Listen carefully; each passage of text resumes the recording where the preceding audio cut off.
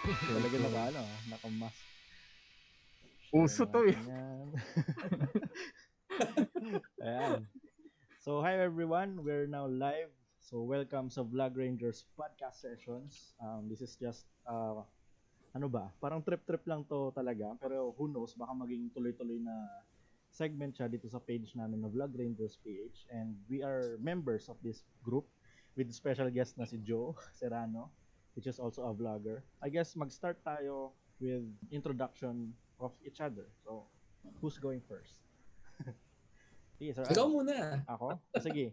So my name is Gab Jornacion and I'm a content creator on YouTube, Facebook, IG.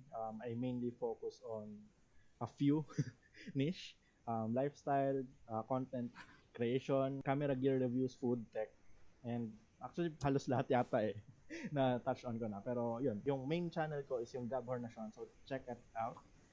I-post ko yung links namin sa comment section ng live stream na to later. Next. Sino next? Who's next? Nagkahiyaan. Sino next?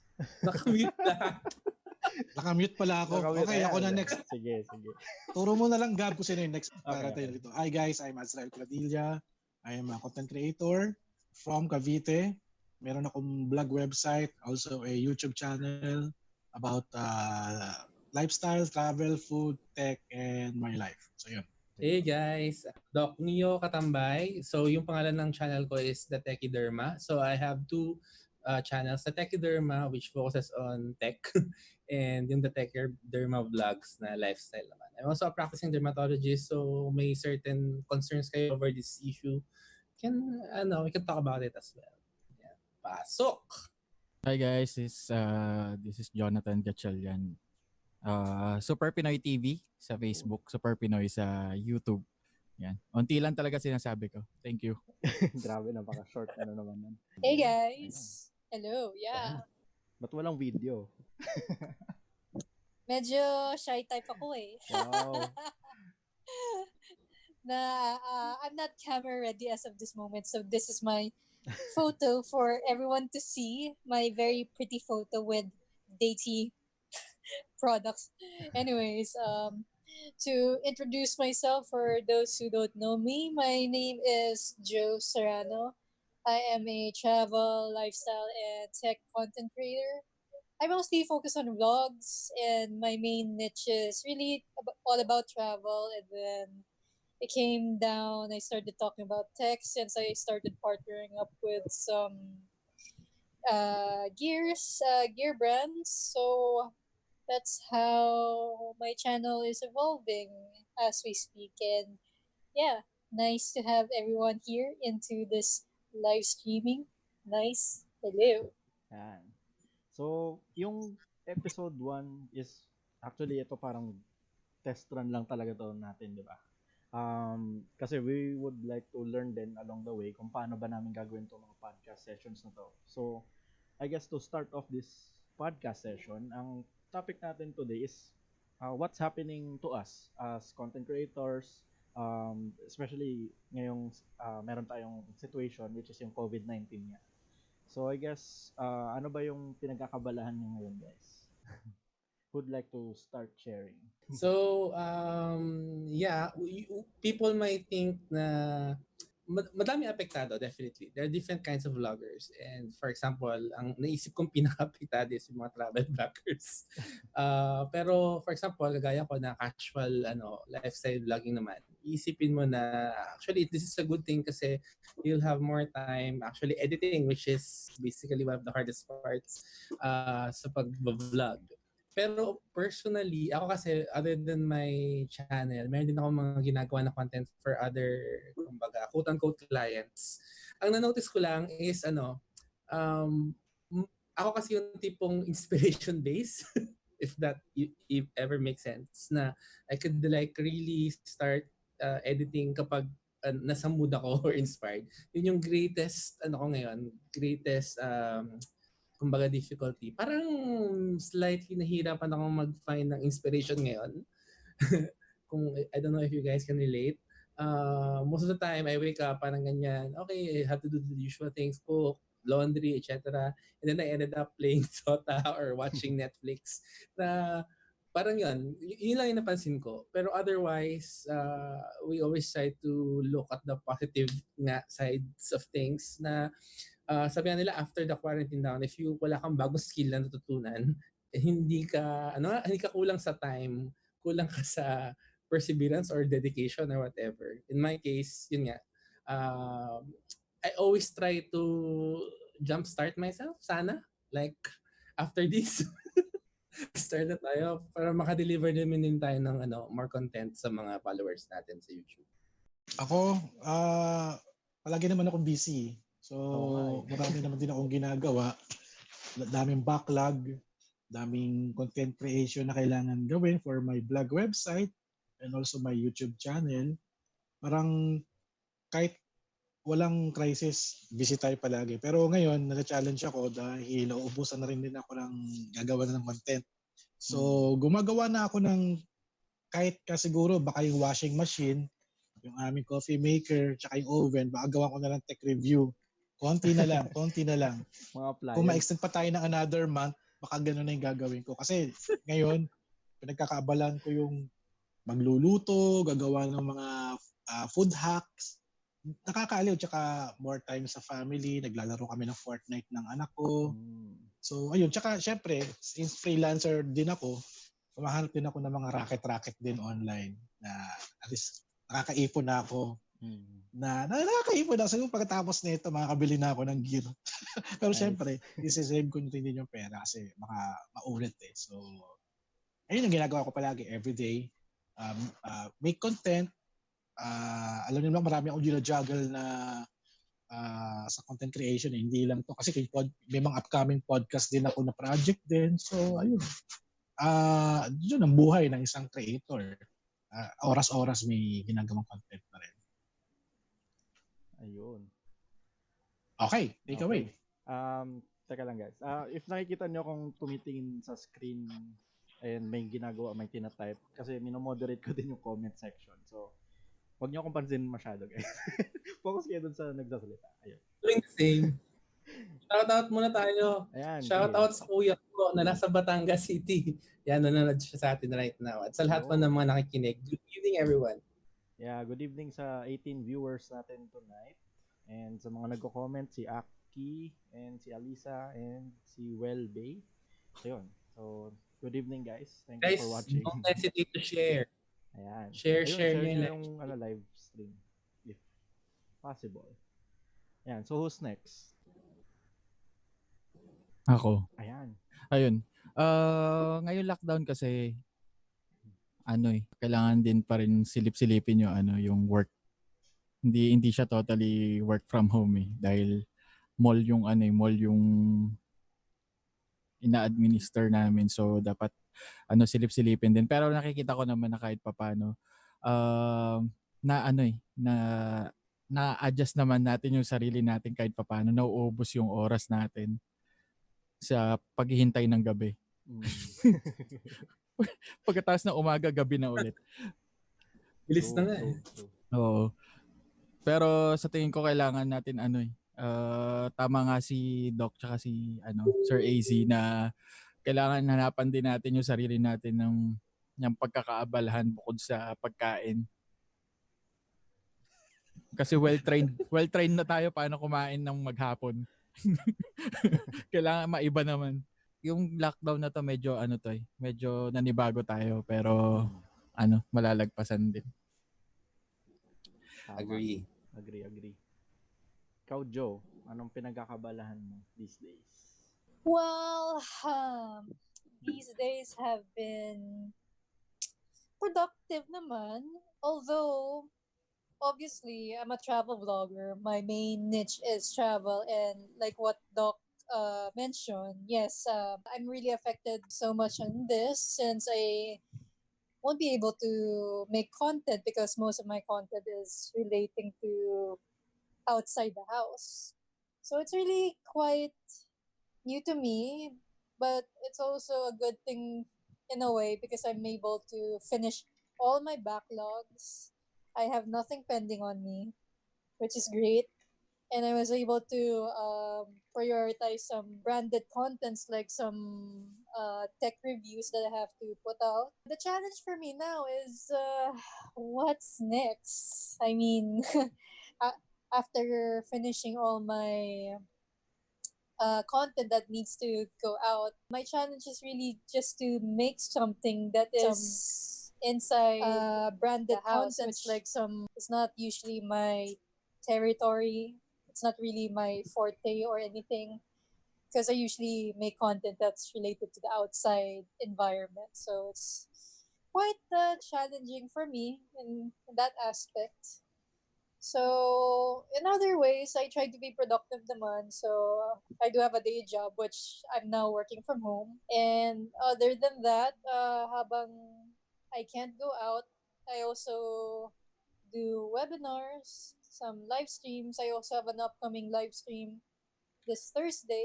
It's I'm gonna be talking about travel blogging as a topic. So that's keeping me busy while I'm still here, while I can't produce my usual contents. My challenge is how can I produce when I'm inside, which is outside my forte. Okay. So ako currently naka-work from home setup din kami. Pero since IT kasi yung parang work ko, so medyo kailangan ko mag-field work when super necessary. Kasi ang sinoservicean namin or mga clients namin is medyo nasa rin, yung mga essential services like bank. So pagka nagtawag talaga sila na pumunta kami on-site, kailangan namin pumunta. So far naman, hindi pa kami natatawag. Yung ibang ka-team ko lang kasi sila yung medyo mas malapit or handle nila yung project na yun. So far, ako wala pa ako nagiging service call talaga. Currently, pinagkakabalahan ko bukod sa work kasi 9 to 6 yung schedule ko. So aside from that, I'm trying to learn some new skills in terms of content creation, which is yung After Effects plus yung photo editing. Kaya sumasali ako dun sa mga yung mga photo edit challenge na lumabas sa Facebook recently. And I find it challenging at the same time, na-enjoy ko siya kasi yun yan, nakaka-challenge, tapos nakaka-discover ako ng mga new things from those applications na never kong na-touch pa before. Kaya yun, exciting din naman siya for me. Itong ginagawa natin ngayon, parang bago din siya sa akin. So, meron akong gaming channel na nag-live stream ng games. Pero iba kasi kapag gantong podcast. So, medyo bago din to sa akin. And hopefully, it will work out for us. Ayun.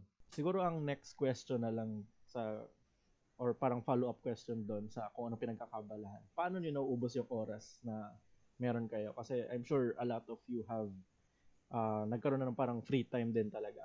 I mean, ako kahit na may work ako na 9 to 6, may times din na wala talagang ginagawa. So, what I do is yung mga webinars na related naman sa work para at least work-related yung ginagawa ko.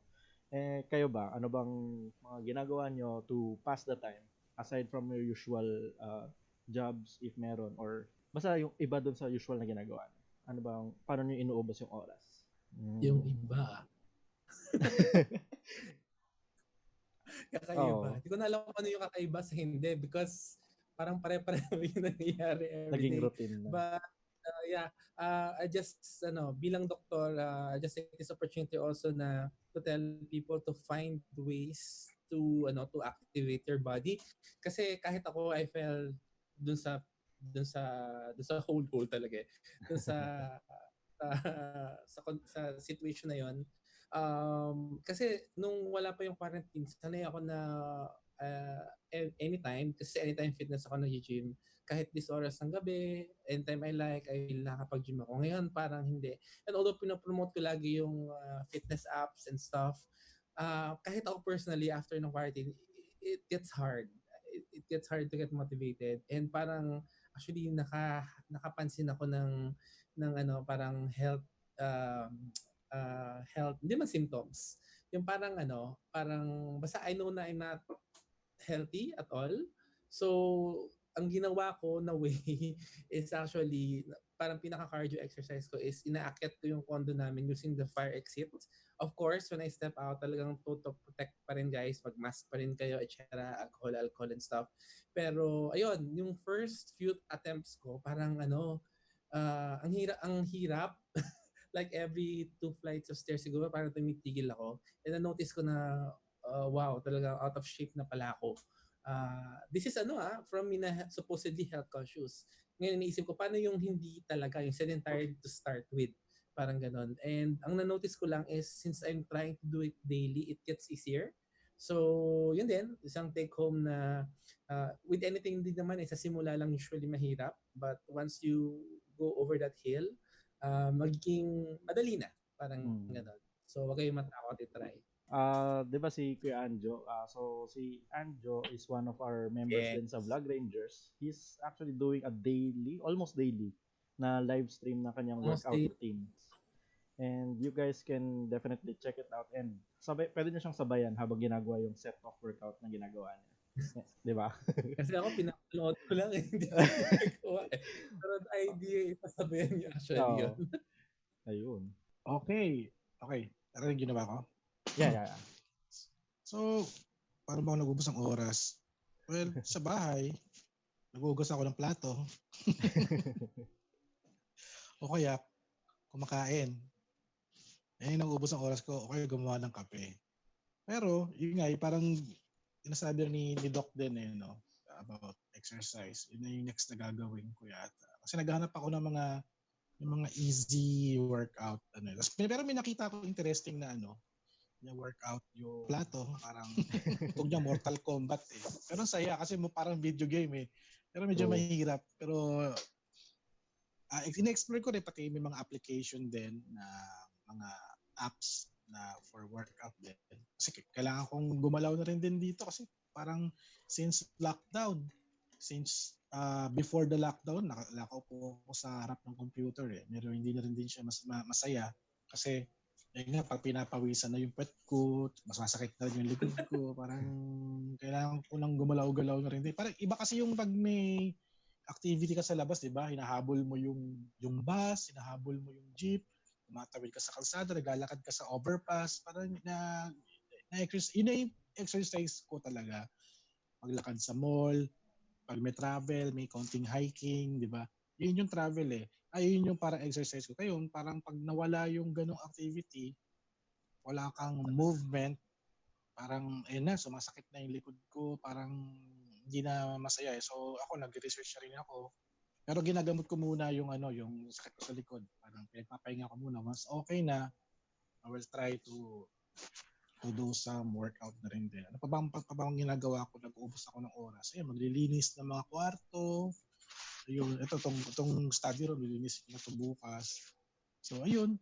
Parang sinabi naman din na maghalukay ng mga gamit or mag-ayos ng mga gamit. May makita kang gamit na matagal mo nang hinahanap. So, tama naman yung sinabi. May nagsabi gano'n, di ba? Parang baka may nakita ka pang sulok-sulok sa bahay mo na hindi mo pa napupuntahan. Parang, oo nga, tama nga siya. Parang, yun lang naman ang ginagawa ko. Kasi syempre, research pa rin din. Ubus ko yung oras ko din sa pagbabasa. Kakanood din ng news dahil everyday may bagong news about the COVID-19 kasi ngayon, na-extend yung lockdown natin hanggang April 30. So ano ba yung next step na gagawin? Parang kumbaga sa zombie apocalypse, kailangan natin mag-prepare na rin din what will happen next. So syempre, nakita ko yung food supply natin, nagwo-worry din tayo. Pero research pa rin, planning, at be ready. Baka magkaroon ng worst scenario, just prepared tayo. So yung pinagkakabalaan ko, medyo may pagka-prepare din ako ng konti. So siguro next time, i-share ko lang din sa inyo yung how to survive. Lagi ako nasa harapan ng PC kasi yun nga dahil work from home tayo. Tapos after nun, kakain na. Puro kain lang no. Pero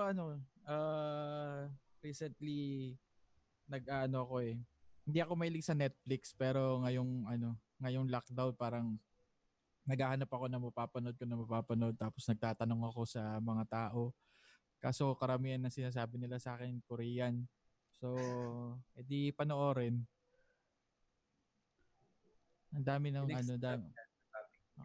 yung mga series na Korean pinapanood ko na ngayon. Pero ang lagi kong ginagawa is nagre-research dun sa mga tutorials ng regarding pa rin sa tech, of course. Ang binabasa ko ngayon yung sa naman sa WordPress. Yan. Medyo nawili ako manood regarding WordPress. So siguro after lockdown makakagawa na ako ng sarili kong website. Website na. Yun, no? Ayun. Pero pang-ubos ko talaga ng oras yung kain eh. Yun talaga. Wala na eh. True. Ayan, okay ka na Okay kuya? na. Ayun. Oo. Joe, ikaw, paano mo nauubos ang iyong oras during this lockdown period? Joe, are you there? Joe? Are you there? Oh no. Inubos na ni Joe Inubos. yung oras niya. Habang Joe, hinihintay natin si Joe, ano nga bang magandang ang mga Netflix shows ngayon? Ngayon, nire-rewatch ko ang Money Heist. I know. Nung first time ko kasi naka 1, 2, 3 episodes ako, parang hindi ko siya, mas mahilig kasi ako sa mga sci-fi, pero lahat sila sinasabi panoorin ko raw, so I just started. Tatapos ko lang na episode 1 and hopefully tuloy-tuloy ko na siya. Ayun, ano pong pinapanood nyo ngayon, guys?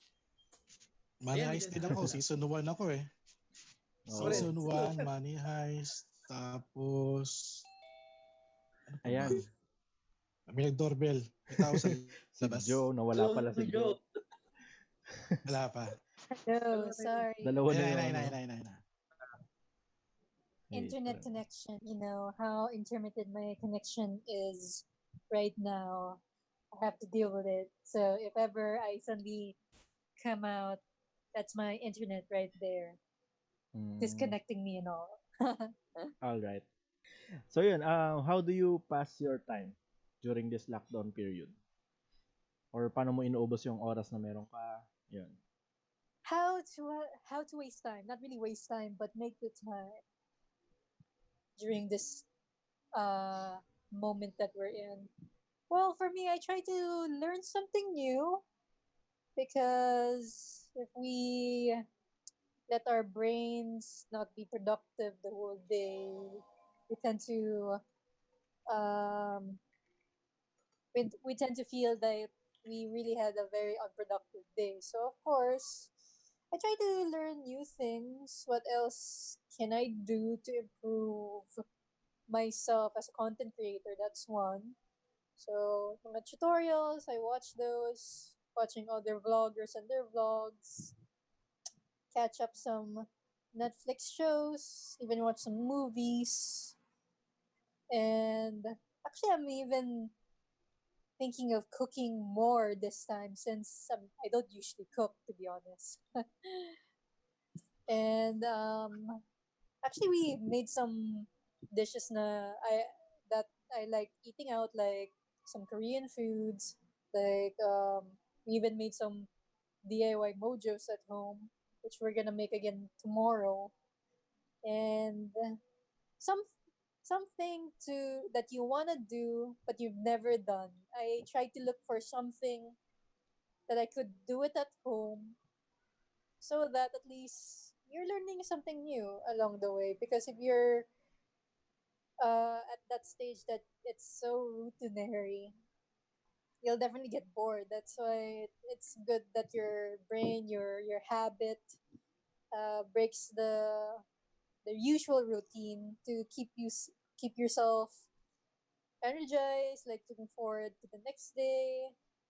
And who knows, you might even like wish you could have done it at home rather than when you're gonna go back to work. You don't have the time anymore when your life is back to normal. So think of ways of how to do things that you've always wanted to do at home, but you've never done it because of your routine before the COVID-19 actually happened, the community quarantine happened. So that's what I'm trying at home as of this moment. Okay. So, na-mention mo yung pag-break ng routine, no? Kapag during this time para hindi ka masyado ma-bored. Tama?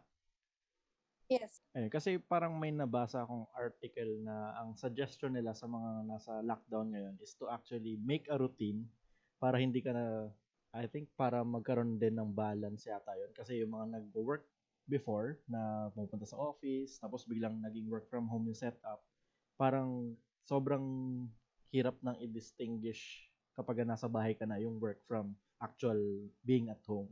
So parang ang suggestion is to make a routine naman. Pero ikaw, you chose to break your routines. So, ayun, ano ba thoughts niyo about that? Is it a good advice or ano ba?